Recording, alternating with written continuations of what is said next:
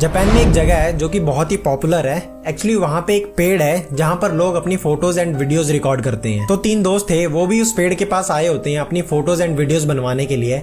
एंड जिस तीसरे दोस्त ने कैमरा पकड़ा होता है वो गलती से वीडियो रिकॉर्ड करने लग जाता है फोटोज खींचने की जगह। और वीडियो रिकॉर्ड करते हुए कैमरे में जो कैप्चर होता है उसे देखकर आपकी सांसें रुकने वाली है।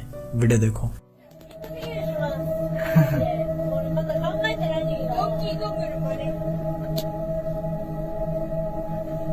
待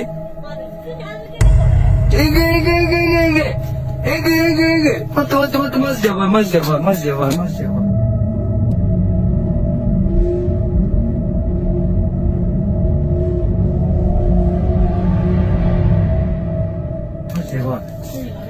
足。早く、俺もう時間ないから早くして。ちょっと待って。